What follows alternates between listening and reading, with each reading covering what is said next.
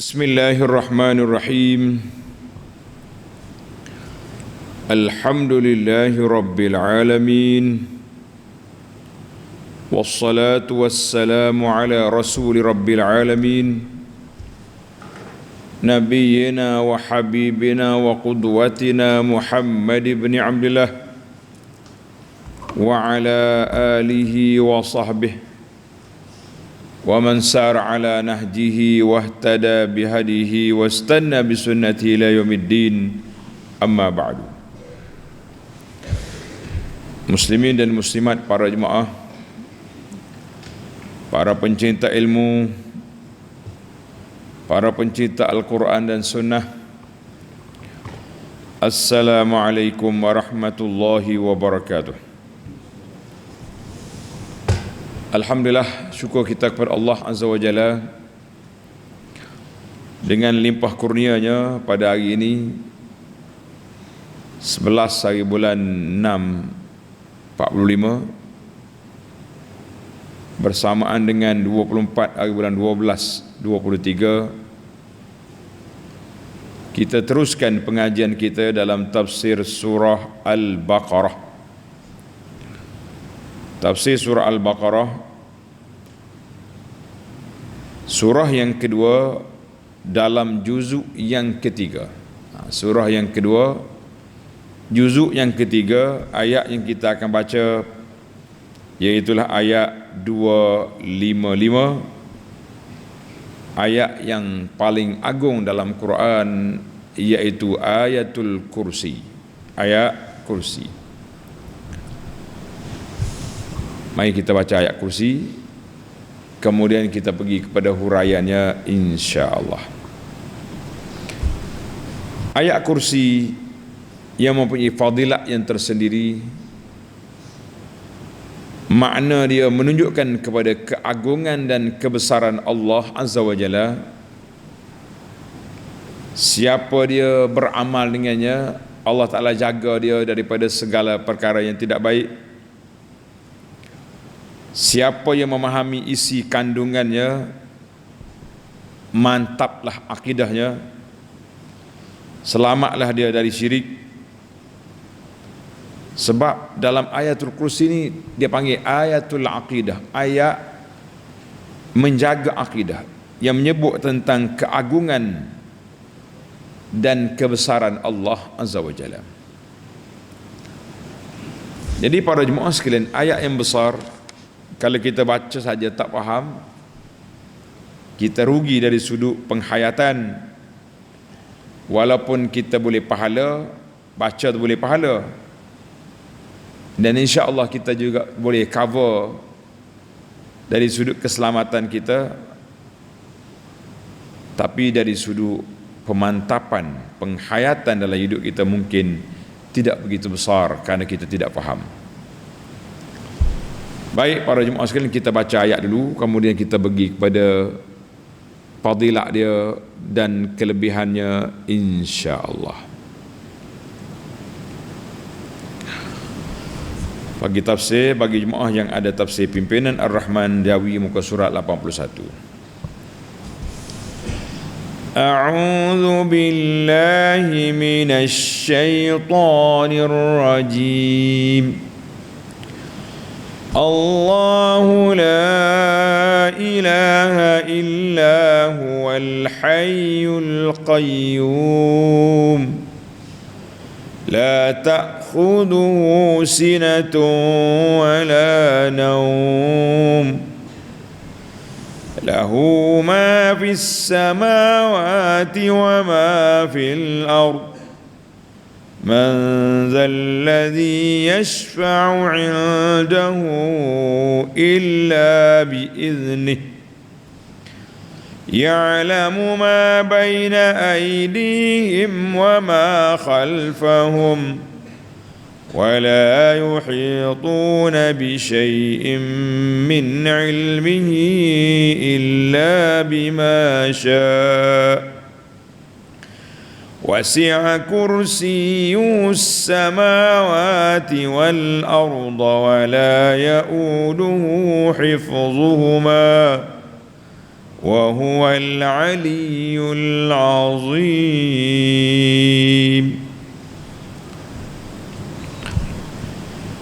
Tengok terjemahan dia. Allah, tiada Tuhan yang berhak disembah dengan sebenarnya melainkan Allah. Dia tetap hidup, yang kekal selamanya, mentadbirkan sekalian makhluknya, yang tidak mengantuk usahakan tidur, yang memiliki segala yang ada di langit dan yang ada di bumi. Tiada sesiapa yang dapat memberi syafaat pertolongan di sisinya melainkan dengan izinnya. Ia mengetahui apa yang ada di hadapan mereka dan apa yang ada di belakang mereka, sedang mereka tidak mengetahui sesuatu pun dari kandungan ilmu Allah melainkan apa yang Allah kehendaki memberitahu kepadanya. Luasnya kursi Allah, ada yang takwil kata ilmunya dan kekuasaannya,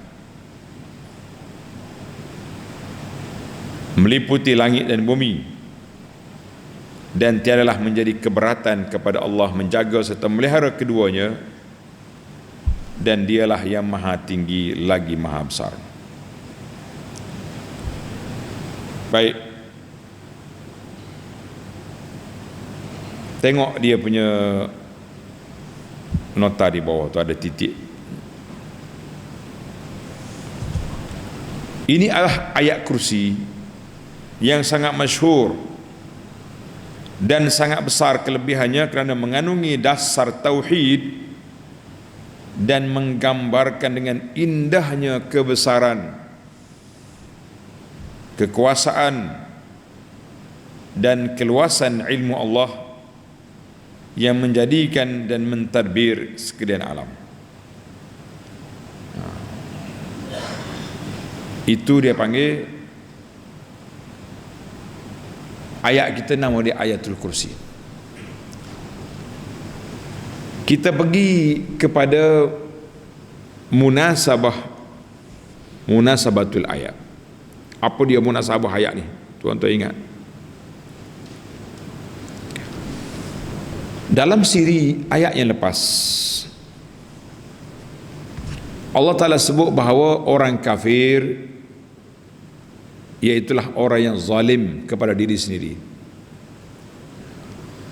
dan Rasulullah sallallahu alaihi wasallam dibangkitkan kepada manusia semuanya, sedangkan mereka dalam keadaan tidak istiqamah dalam syariat mereka dan akidah mereka.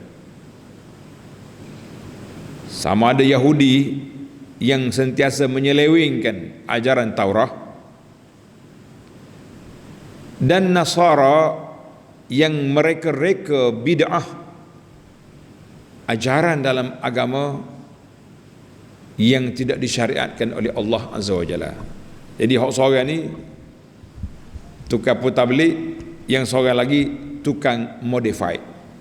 Dengar ni, Yahudi putar belik, dia sembunyi ayat, dia selewengkan fakta, itu kerja Yahudi. Guru dia pula nama dia Nasara, kerja dia buat bid'ah, iaitulah mereka reka ibadat ajaran yang tidak diajar oleh Nabi Isa AS kepada mereka. Puak-puak Arab pula mengambil berhala-berhala sebagai Tuhan.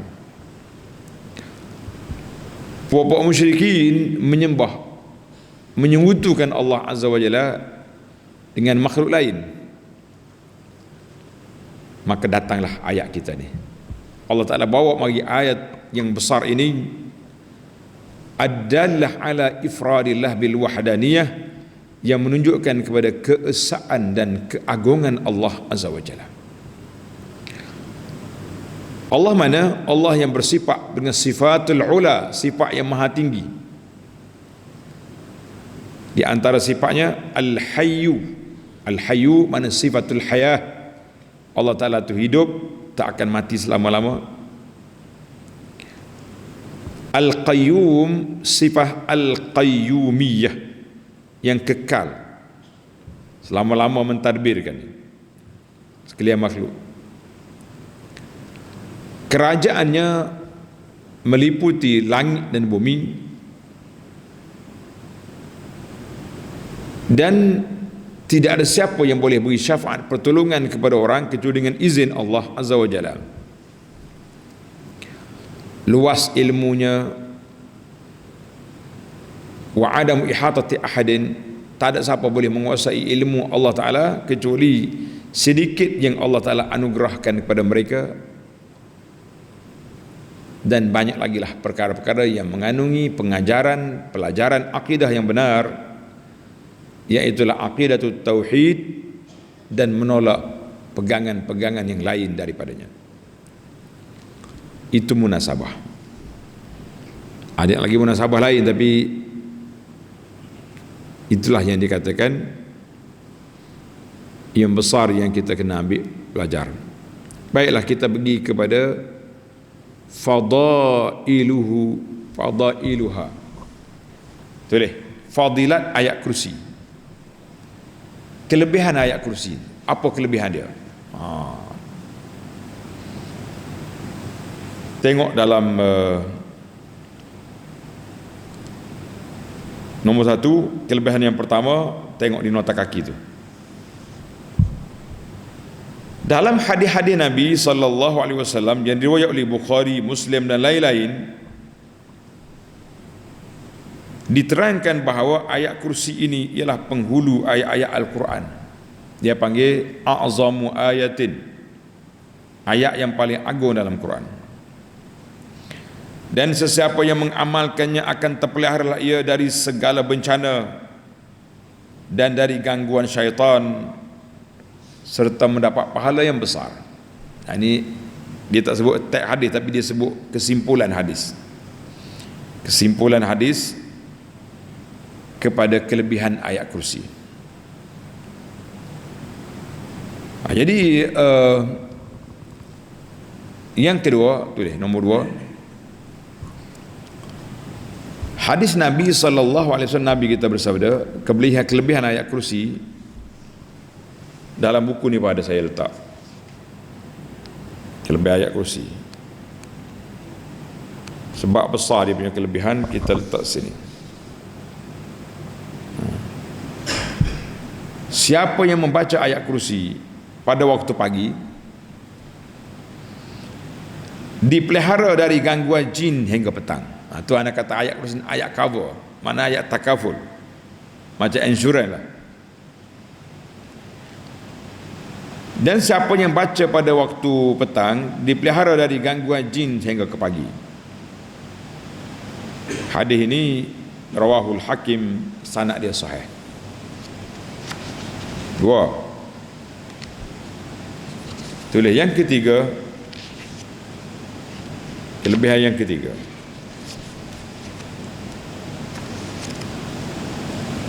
Dalam hadis Nabi sallallahu alaihi wasallam,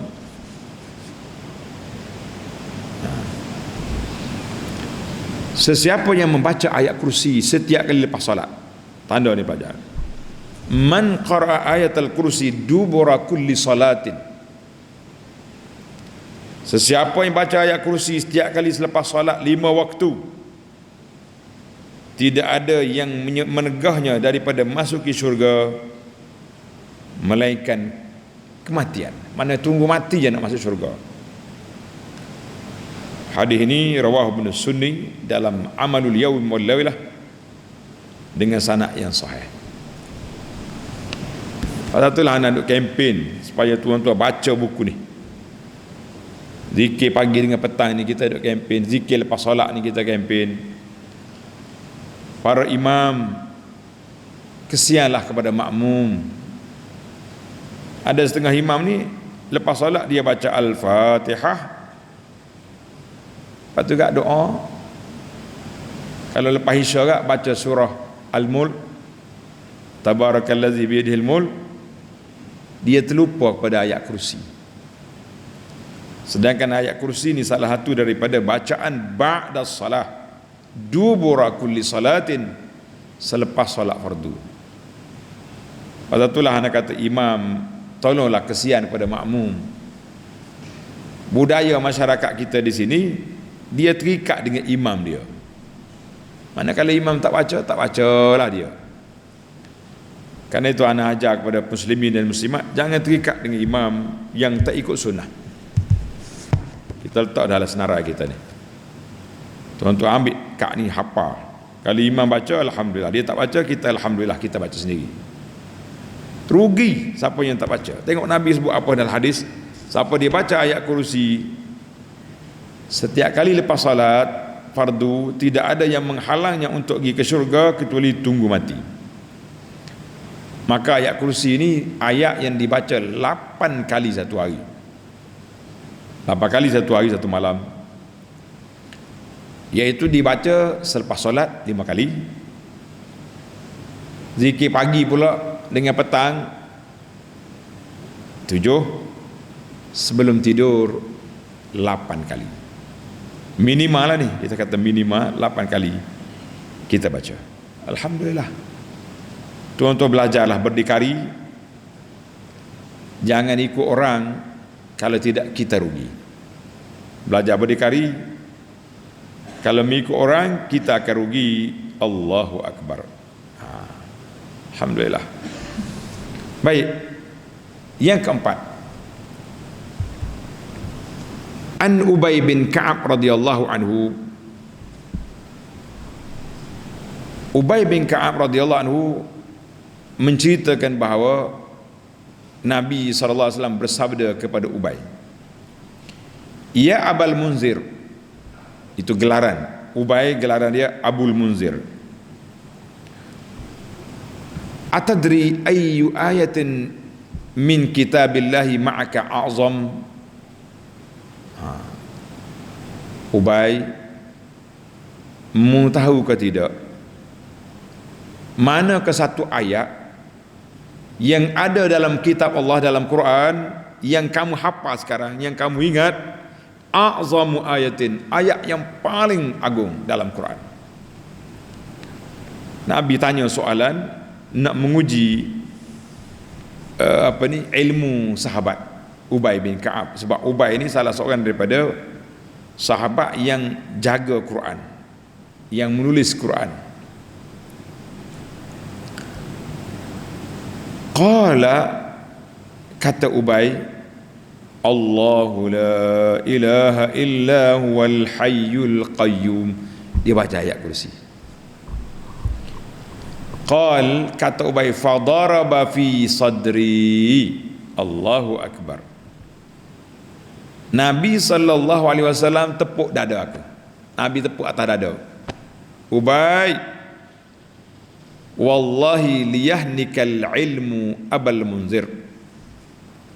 Tahnihah, karena engkau ada ilmu, hei Abul Munzir.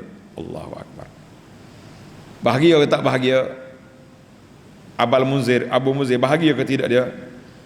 Kenapa tak bahagia?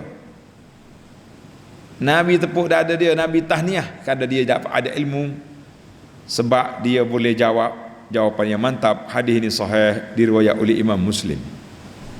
Allahu Akbar. Berapa dah kita? 4 dah. Yang kelima, yang ni saya tak nak baca, nak cerita pendek je, iaitu hadis Abu Hurairah radhiyallahu anhu yang menceritakan Nabi SAW lantik dia jaga zakat Ramadan. Zakat Ramadan fitrah, dia jaga zakat tu, buah tamarnya setambur sini ataupun gandum atau lain-lain. Tiba-tiba datang satu lembaga ambil makanan, dia pun tangkap, dia pegang. Aku akan repot Rasulullah sallallahu alaihi wasallam. Jangan Abu Hurairah, saya muhtaj, anak-anak saya lapar, tolonglah. Jadi Abu Hurairah ni dia lembut hati, dia lepas. Kemudian pagi esok dia cerita ke Nabi sallallahu alaihi wasallam. Dia janji. Nabi kata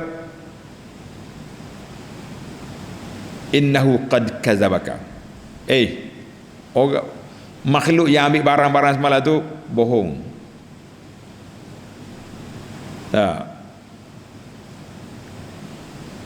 Dia bukannya tipu lah, yang penting dia nipu. Dia janji kamu tak nak mari, malam dia mari pula. Jadi Abu Hurairah tunggu malam ni, sebab dia kata kalau Nabi kata mari, sah dia mari. Tunggu, mari sungguh, tangkap pula. Dia kata aku akan repot Nabi. Dia jawab, dia buat alasan macam tu lah. Dia ni susah lah, ramai keluarga perlu, aku tak akan mari lagi. Lepaslah aku sekali ni lagi, lepas. Dia pun lepas. Pagi esok Nabi tanya, Abu Hurairah, ma fa'ala asiruka, apa yang orang tawananmu semalam? Dia kata Rasulullah, dia berhajat Rasulullah, anak dia lapar lah. Dia janji tak nak mari lagi malam ni. Nabi kata sadaqaka wa huwa innahu kadzib, bohong, malam ni dia akan datang lagi.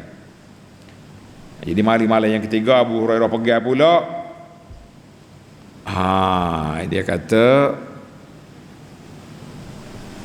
lepaslah aku, malam ni aku nak ajak ilmu kamu. Nak ajak ilmu? Apa ilmu awak nak ajar? Dia kata aku nak ajar kepada kamu bacaan-bacaan.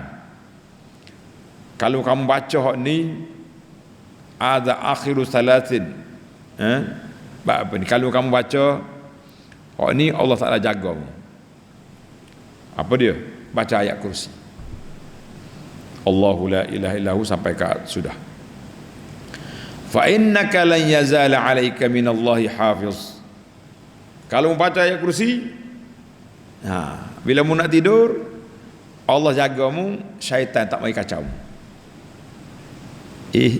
Pandai sungguh dia ni. Pagi esok Nabi tanya Abu Hurairah, apa jadi dengan tawanan awak semalam? Dia pun cerita, waktu dia tangkap tu kawan tu ajar dia, kalau nak tidur baca ayat kursi, Allah jaga, syaitan tak kacau.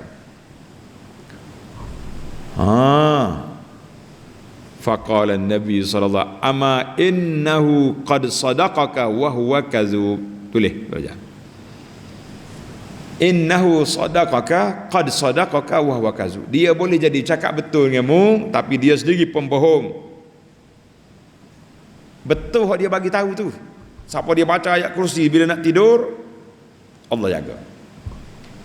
Ini anak kata tadi, tempat 8 kali kita kena baca ayat kursi. 8 kali masuk belum tidur.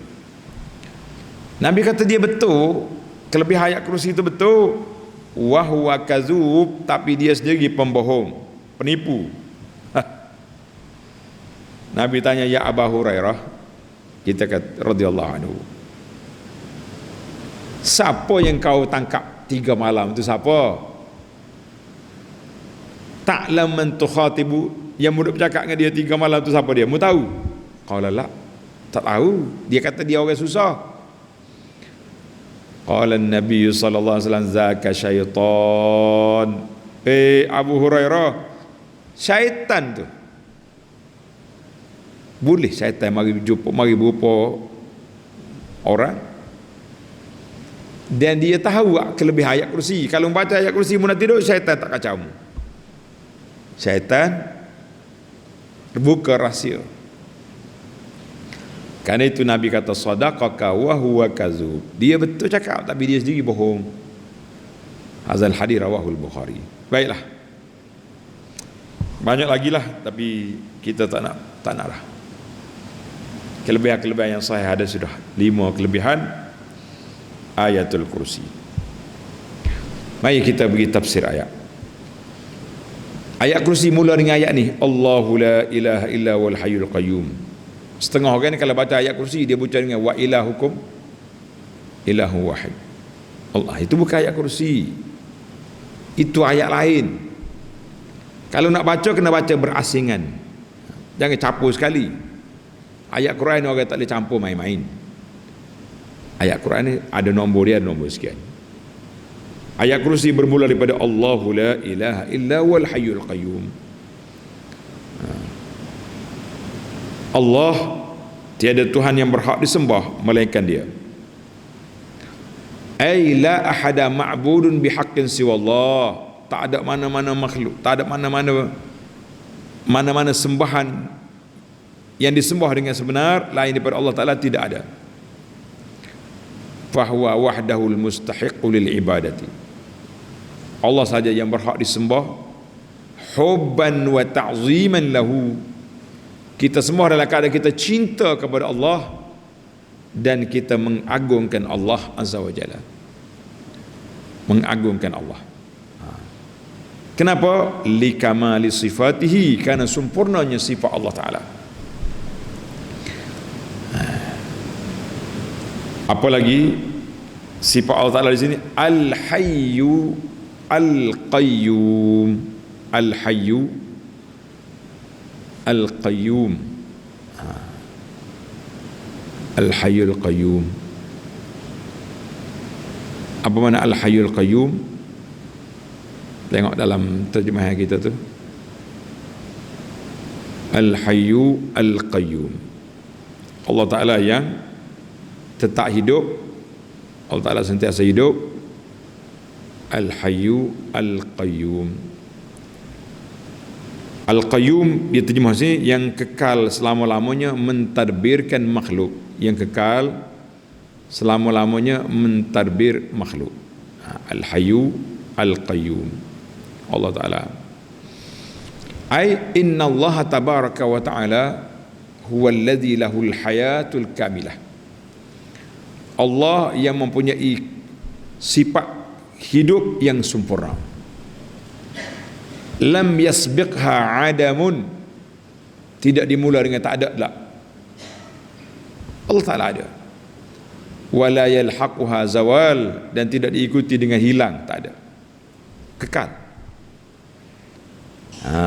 Al-mustalzimatu li jami'in sifatil kamal, semua sifat kemuliaan, kesempurnaan adalah milik Allah. Jadi Al-Hayyu Al-Qayyum wa huwa aidan al-qa'imu bi nafsihi, qiyamuhu bi nafsihi, dia berdiri dengan sendiri tanpa perlu pada pertolongan orang, bantuan orang, tak perlu. Dan dia juga Al-Qaim, yang menguruskan hak orang, makhluk yang lain, bagi rezeki pada makhluk dia, dia jaga, dia beri macam-macam.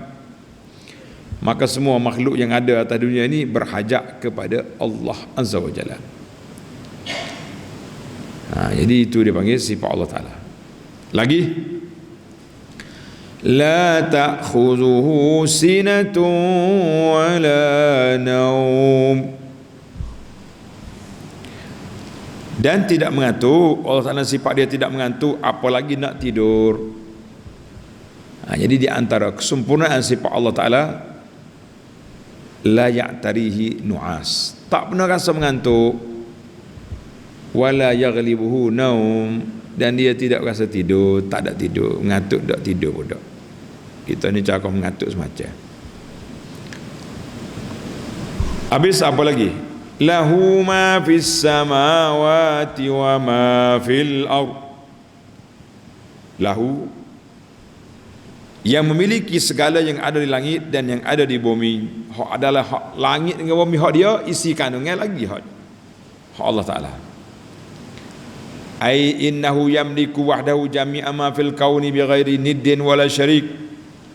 Allah Ta'ala yang esa, yang tunggal saja, yang memiliki segala perkara yang ada di atas alam ini tanpa syirik, tanpa sekutu. Wal jami' abiduhu, semua orang ini hamba Allah Ta'ala dan milik Allah Ta'ala. Fala tambaghil ibadatu li ghairihi subhanah, jangan sekali-kali kamu buat ibadat kepada lain daripada Allah Azza wa Jalla, jangan. Ini maknanya barulah kita tahu Allah ni pemilik alam. Kalau Tuhan pemilik, kenapa awak nak pergi minta dengan orang lain? Jangan. Ini kena mantap akidah kita, kena kuat. Man zalladhi yashfa'u 'indahu illa biiznih. Dan tiada sesiapa yang dapat memberi manfaat pertolongan di sisinya melainkan dengan izin Allah. Jadi Allah Ta'ala kata la ahad, tidak ada mana-mana boleh memberi pertolongan kepada hamba Allah Ta'ala yang lain pada hari kiamat. Asy-syafa'ah dia panggil, tidak boleh beri syafaat pertolongan pada orang lain pada hari kiamat illa ba'da iznihi jalla wa ala, kecuali setelah mendapat keizinan daripada Allah. Jadi kalau Tuhan izin baru dapat, Tuhan tak izin tak boleh. Jadi Allah Ta'ala izin baru boleh, Tuhan tak izin tidak boleh. Apalagi sifat Allah kita tak tanda tadi, tanda daripada awal semula Al-Hayyu, 21 Al-Qayyum, 2 la ta'khudhu sinatun, 3 wala naum, 4 lahu ma fis samawati wa ma fil ard, 5 man zal ladzi yashfa'u indahu illa bi iznih, maknanya keizinan Allah Taala diperlukan dalam semua perkara. 6 ya'lamu ma baina aydihim wa ma khalfahum, 7 Allah Taala mengetahui. Tengok, Allah Taala mengetahui apa yang ada di hadapan mereka dan apa yang ada di belakang mereka. Jadi semua Tuhan tahu belakang, hak depan, hak belakang, atas bawah. Apa ni, apa orang panggil, yang tersembunyi, yang nyata, semuanya duduk di bawah ilmu Allah Azza wa Jalla. Duduk mana? Di bawah ilmu Allah Azza wa Jalla. وَلَا يُحِيطُونَ بِشَيْءٍ مِّنْ عِلْمِهِ إِلَّا بِمَا شَاءَ. Yang ke berapa ni? 7. Nombor 7. Sedang mereka tidak mengetahui, mereka itu mana ya? Hamba-hamba Allah Ta'ala tidak mengetahui sesuatu pun dari kandungan ilmu Allah, melainkan apa yang Allah kehendaki memberitahu kepada mereka. Jadi ada orang yang Allah Ta'ala beritahu. Siapa mereka? Malaikat. Siapa mereka? Para Nabi dan Rasul alaihi wassalatu wassalam. Nabi pun tak kata aku tahu semua. La. Yang tahu semua ni Allah sahaja. Ada pun orang lain, Nabi ke Rasul ke malaikat, tahu setakat apa yang Allah beritahu kepada mereka, itu saja. Sebab dia kata bima sya illa ma'allamahumullahu ta'ala bimasyiatihi, kecuali apa yang Allah Ta'ala nak ajar kepada mereka.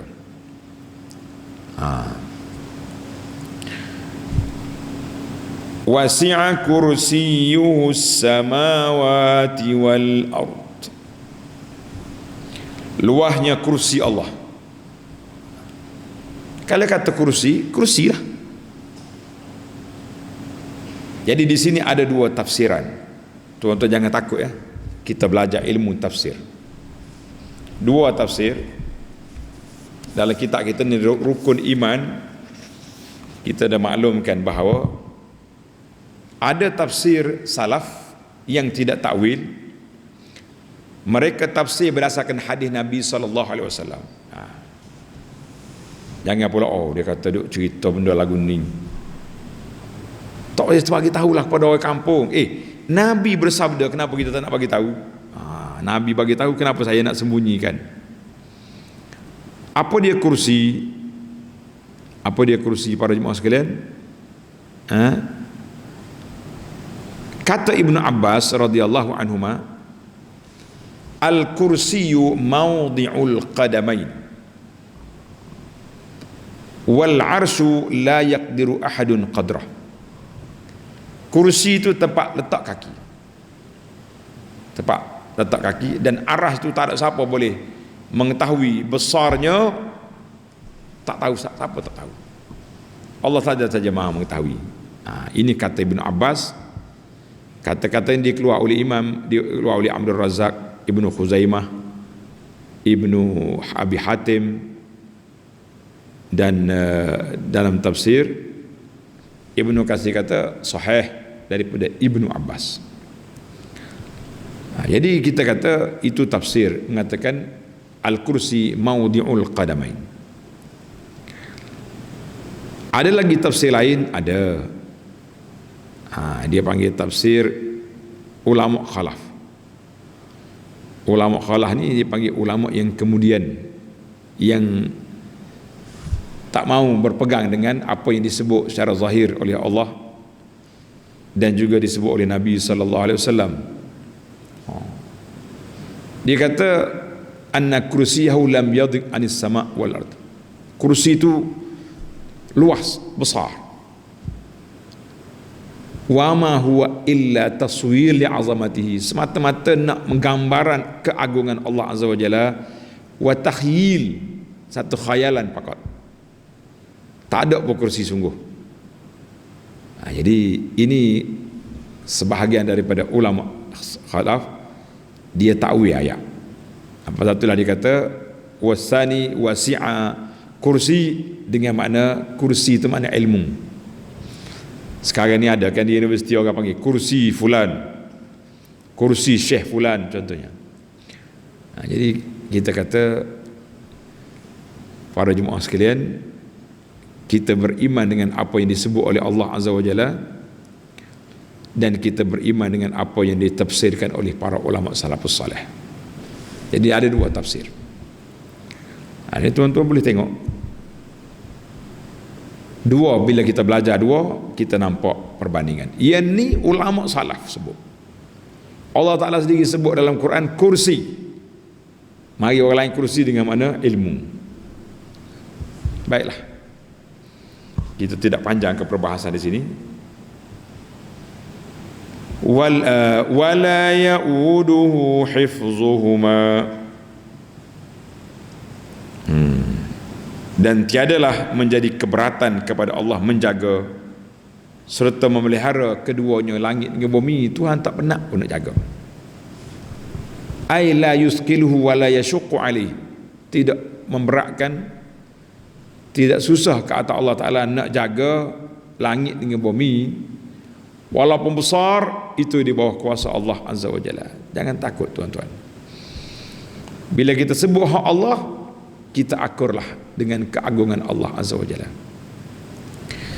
Wa huwal aliyyul azim,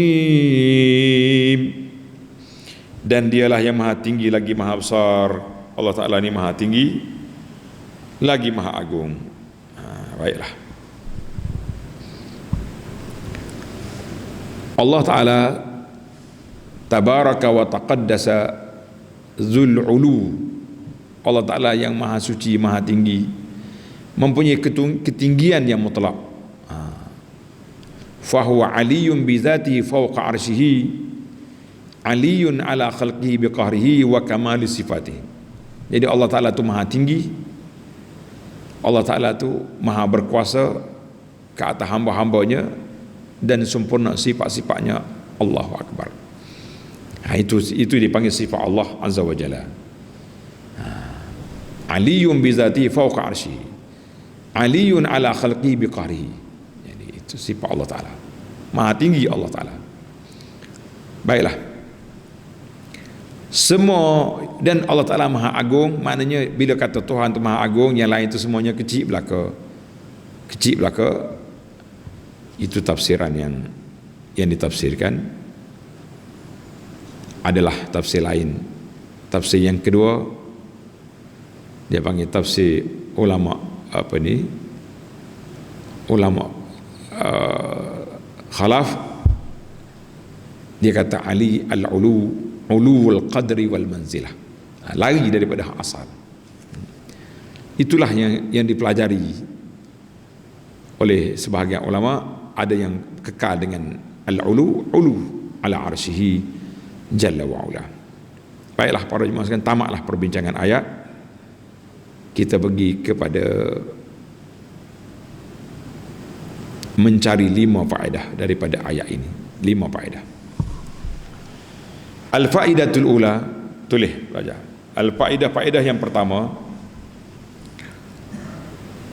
Allahu la ilaha illa huwal hayyul qayyum. Allah, tiada ada Tuhan yang berhak disembah kecuali Dia. Sifat Dianya Al-Hayyu. Al-Hayyu yang tetap hidup, Al-Qayyum yang kekal mentadbir. Ulama tafsir kata isman kariman, 2 nama yang mulia yang menunjukkan kepada lain-lain nama Allah Ta'ala yang Al-Husna. Maka Al-Hayyu dengan makna Allah Ta'ala yang hidup. Bila Dia hidup, Dia tak mati. Bila Dia hidup, sifat yang sempurna bagi Allah Ta'ala itu kena dia ada semua, seperti mendengar, melihat, ilmu, kudrat. Jadi kalau kita hidup tapi dia tak ada ilmu, tak jadi. Tak ada kudrat, tak ada kuasa, tak ada apa. Al-Qayyum, iaitu Allah Ta'ala yang berdiri dengan sendiri-sendiri dalam pentadbirannya, dalam susun atur pada makhluk Dia, dan Allah Ta'ala tidak perlu kepada pembantu. Tidak perlu kepada pembantu. Jadi alhamdulillah para jemaah sekalian, sebab itu bila mari wujud tahu macam ni, para ulama kita akan memberi peringatan kepada masyarakat, jangan bergembira dengan kumpulan yang mengatakan Allah ada anak. Saya tak kata Ustaz, saya akidah muslimin Allah Ta'ala esa. Tapi yang awak pergi ucap kepada puak-puak kata Tuhan, kata Allah Isa tu anak Tuhan, kenapa? Jadi kita jangan duduk semangat sangat dengan perayaan orang lain, kecuali lebih-lebih lagi perayaan yang berkait dengan agama mereka, seperti perayaan orang Kristian yang mengatakan Isa anak Tuhan. Ni hari ni sibuk duk bagi keluar lah, bagi coklat, pakai topi merah, jambu merah. Hati-hati tuan-tuan, itu agama bukan budaya. Itu agama bukan budaya. Kalau orang nak dia bagi topi merah, ambil tak dah letak sampah. Ni dah ambil tak atas kepala cucu, pakai ambil gambar pering. Ala lawannya Kak Long. Kak Long daripada kecil lagi pakai jambul, pakai tanduk tu. Nanti membesar dia cinta kepada tanduk, apa nak buat? Kita yang akan menyesal yang tak sudah-sudah. Tak usahlah ni setengah ustaz ni pagi lagi ucap selamat hari kepada penganut agama Isa anak Tuhan. Berani awak. Dia kata ada ulama kata khilaf.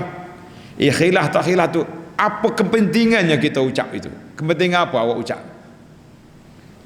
Kalau kita ucap orang Kristian masuk Islam, tak apa juga. Ataupun dia ni seorang yang mu'alaf baru masuk Islam, keluarga dia semuanya Nasara ataupun Kristian, dia ucap sebab nak ambil hati dia orang supaya jina untuk dakwah, bolehlah. Ni kita yang tak ada apa, tiba-tiba terhegih-hegih dia ucap tu buat apa? Jangan main-main. Orang yang terlibat dengan benda syirik, jangan berkompromi. Jangan berkompromi. Sebab itulah timbul isu bila orang kata Ashabul Kahfi itu Kristian. Panjang ya perbahasan sebenarnya, panjang. Tapi cara olahan kita tu macam mana? Kalau kita nak kata mereka pun sama dengan Kristian yang ada sekarang, yang kata Isa anak Tuhan, itu satu ucapan yang perlu diperbetulkan. Jadi itu sebab salah. Jangan timbul, jangan keluar perkataan-perkataan yang boleh mengelirukan orang, sebab akan timbullah polemik yang tak berkesudahan. Ada yang sokong, ada yang cuma ada satu yang kebaikan. Apa dia kebaikan? Ustaz-ustaz kita ni pakat cari buka kitab, buka Ibnu Katsir tafsir, ada yang pergi buka Bidayah wa Nihayah lagi, semata-mata kerana nak faham. di mana duduk Ibnu Al-Kahfi. Alhamdulillah saya dah ada nota yang kita kuliah sini telah dibukukan tafsir surah Al-Kahfi. Tuan-tuan cari buku tu daripada habiskan masa lembu anjing Ashabul Kahfi warna apa, baik tuan-tuan habiskan masa memahami isi Al-Kahfi.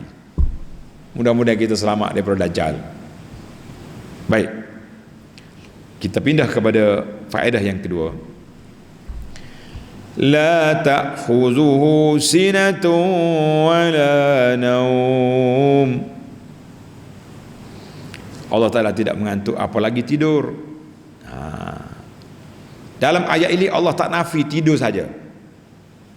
Tuhan tak kata aku la ta'khuzu naumun, Tuhan ni tak tidur. Mungkin dia mengantuk, maka Allah nafi dua-dua. La ta'khuzu sinatun, mengantuk tak, tidur tak. Jadi manusia ni dia suka memikir, dia macam orang ni kita tahulah, kalau kita nak tidur, dia mula dengan mengantuk dulu kan, mengantuk, bain tidur. Allah kata aku ni tak tidur, mengantuk pun tak. Lagi kuat dia punya apa? Dia punya penafian tersebut. Dalam ayat ini Tuhan sebut mengantuk dulu. La ta'khuzuhu sinatun wala naum. Dia tak mengantuk, tak tidur. Apa hikmah? Dia kata mura'at litartib al-wujudi, mengambil kira susunan. Kita sebelum tidur dia ngantuk dulu, bukan lepas tidur baru mengantuk. Ada juga orang lepas tidur, orang gerak dia bangun salat subuh, alah mengantuk. Itu bukan mengantuk, malah nama dia. Jadi mengantuk mari dulu, tidur datang yang kemudian. Jadi dia panggil dari sudut tartib al-wujudi, tertib ada benda tu. Baik, kita berpindah kepada faedah yang ketiga. Lahu ma fis samawati wa ma fil ard. Semua milik Allah Ta'ala, langit dengan bumi. Maka kata di ulama akidah, dia kata ayat ini menunjukkan af'alul ibad makhluqatun lillah. Semua perbuatan kita ni makhluk, Allah Ta'ala ciptakan. Jadi dan hukum syar'i di antara manusia, hukum syarak yang nak memutuskan di antara manusia, mestilah bersandarkan kepada hukum Allah Azza wa Jalla. Sebab apa? Sebab Allah pemilik langit dengan bumi. Yang keempat, man dzal ladzi yashfa'u indahu illa biiznih. Tidak ada siapa yang boleh beri manfaat kepada orang, mana boleh bantu orang, boleh bagi syafaat pada hari kiamat kecuali dengan izin Allah. Jadi ayat ini isbatus syafa'ah, mengisbatkan ada syafaat pada hari kiamat. Ayat ini sekaligus menolak pahaman Khawarij dan Mu'tazilah yang mengingkari adanya syafaat bagi orang ahlul kabair, orang yang buat dosa besar. Bagi mereka, orang buat dosa besar kekal dalam neraka, tak ada syafaat. Ini masalah kita juga. Maka Allah Ta'ala sebut dalam ayat ini illa biiznihi, kecuali dengan izin Allah. Allah Ta'ala izin kepada pemberi syafaat, dan Allah Ta'ala izin kepada penerima syafaat untuk menerimanya, baru boleh. Ni dok ni setengah orang ni bercakap depan Tok Syekh, pegang mikrofon, saya harap Syekh tolonglah beri syafaat pada saya pada hari kiamat. Tok Syekh pun tak tahu dia nak gimana, tiba-tiba awak minta syafaat dengan dia.